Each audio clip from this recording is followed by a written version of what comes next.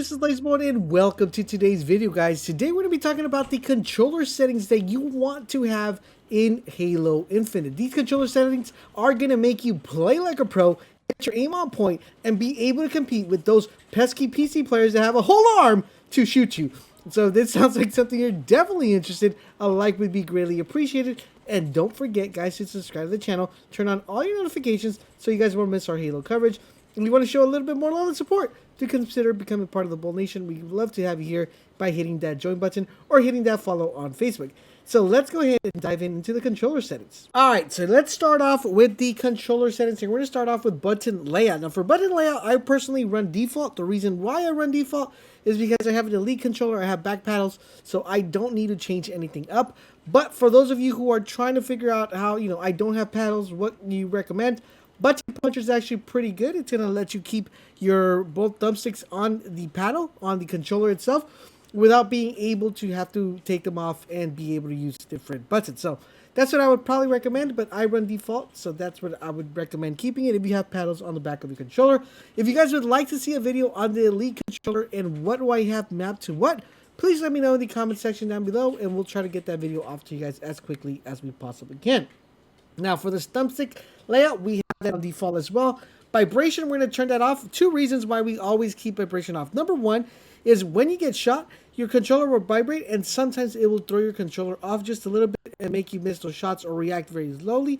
Now the other reason we turn it off is because some people tend to get nervous when that controller vibrates, and once they feel that vibration, even though they might win the fight, their nervousness gets them, and that causes them to lose it. So always turn off controller vibration whenever you can. Of course, inverted look, horizontal and vertical, no, I understand why they put it here, but no, you want to leave that the way it is. Now, a lot of people tend to like to hold to crouch. I personally don't, and I always keep that off. It's just I'm just used to playing other games that don't have this, so that's the reason why I have that off.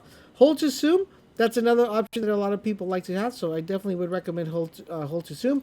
And hold to sprint, no, you do not want to hold to sprint. Your thumb is going to get so tired it'll probably fall off. So you definitely want to make sure you keep that, you turn that off. Now, movement assistance while steering, I would recommend this, especially if you're new to Halo and you haven't played it for a very long time. I would definitely recommend you put this on. If you are used to playing Halo, then you would probably want to keep it off. But if you're new, I would definitely keep it up. Maintain sprint, you're going to want to make sure you leave that on. Auto climb, this is not like Warzone or like, Apex where it kind of affects you with the auto climb or Battlefield. This is going to actually be very helpful for you guys. So Halo works a little bit different, so I would keep that on. Step to jump, you want to keep that on as well. Now, here's where things get a little bit more complex and more advanced. All right, so sensitivity and acceleration. Now, these are going to be the more advanced settings. I'm going to leave these at default, but we're going to come back to these guys, so don't worry about it. We're going to first rock all the way down to the controlled dead zone. This is going to be extremely important because if you don't fix your dead zone, there is absolutely no way you're going to be able to get these right. So we're going to go down to the sensitivity and the dead zone, and we're going to set the dead zone, the center dead zone, all the way to 0, okay? Center dead zone. We're going to set the axial dead zone all the way to 0 as well, and we're going to leave those at 0 for right now. Now, you're going to notice that if I put my controller like this and I'm not touching it, my character is automatically moving by myself. So the only way that I'm able to fix this, as you see, guys, he's moving by himself, right? I'm not doing no movement. He's just doing it myself. So we're going to go here, and we're going to go back to the settings, and then we're going to go to the dead zone. And once we get to the dead zone right here, you're going to notice the center dead zone. What I'm going to do is I'm going to increment it by 2, okay? So 2 taps, 1, 2, and that's going to put it back at 1. Now you see that the character is not moving, but we still want to make sure that we actually get this right because this is going to be different for everybody and their controller. If you have an older controller, this might be a little bit higher, so you might want to increase that. And if you have a newer controller, it's always going to be lower. Basically, the main point here is you want to keep it as low as you possibly can. So now we want to verify that this actually works. So how do you verify that this actually works? So what you're going to want to do, guys, is you're going to want to move like this just real quick, back and forth, and then just stop moving your controller and see if that actually does anything, if it keeps moving by itself or it doesn't. If it keeps moving by itself, then that means you need to go back and adjust. As you see right now, I'm moving by myself. It's not moving by itself. Now let me use the right thumbstick here to look up and down, left and right. It's still keeping it centered.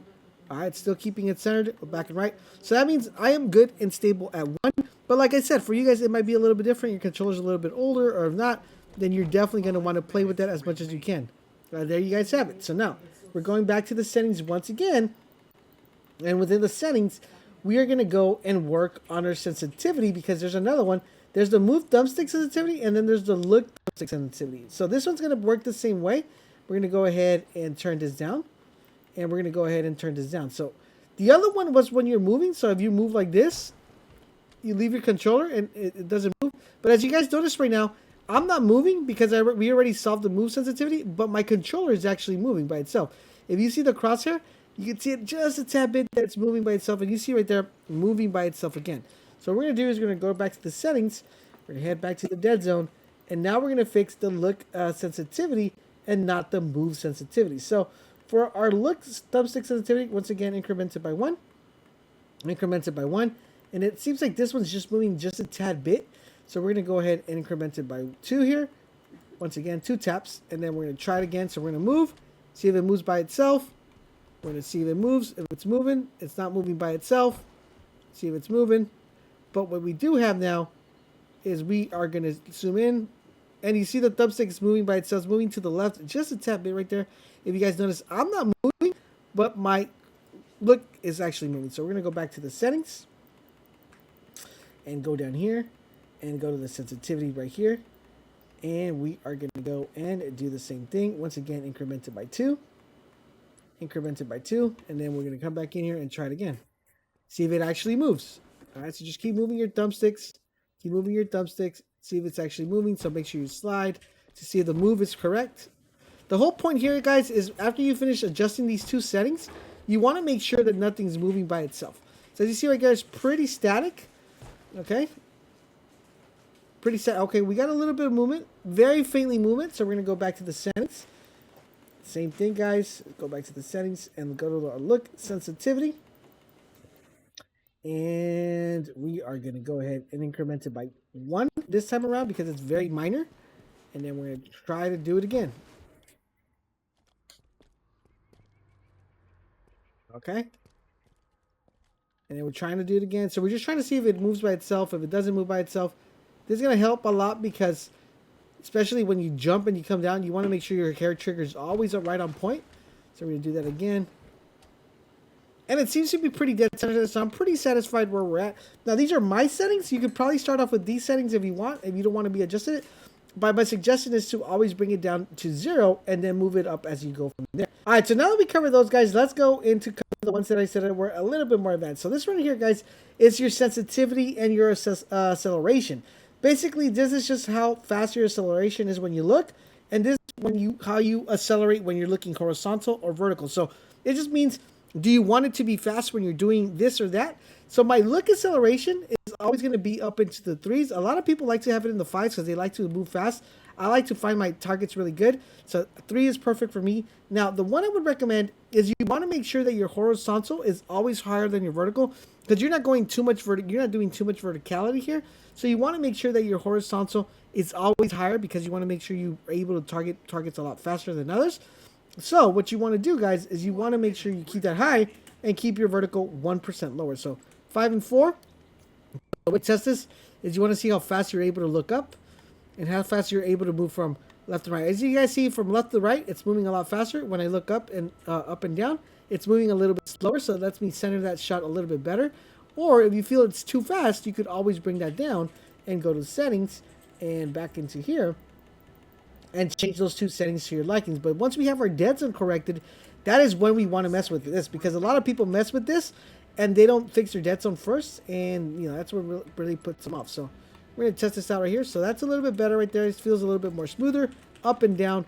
All right, so that's perfect. I'm happy with those settings. And then once we have those settings done, we're just going to go to more settings right here, which is just pretty much our video settings. All right, so now on to video, guys. For video, for the field of view, guys, there are multiple options here. If you are used to playing on console, I would recommend doing something between 90 to 100. If you play on PC, then anything from 100 to 120 would be suffice. A lot of people don't like 120 because it feels too fishbowl-y, but I personally like 120. I think it goes max to 120 or 110 if I remember. Yeah, 120. So I think the sweet spot, though, for this particular game is going to be 104.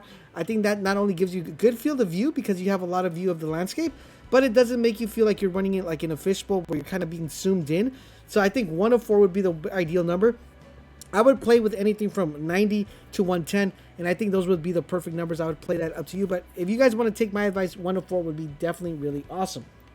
Now for quality, we have a quality right here. We're not able to change that. If you're on PC though, you're going to be able to change a lot of this. I do have the game on PC, but I'm going to have a separate video for PC players and how to set up the graphics later. So for blur, you want to turn this completely off. You do not want to have blur. Blur is the worst thing you can have, especially if you're trying to get really good at the game. You want to avoid it.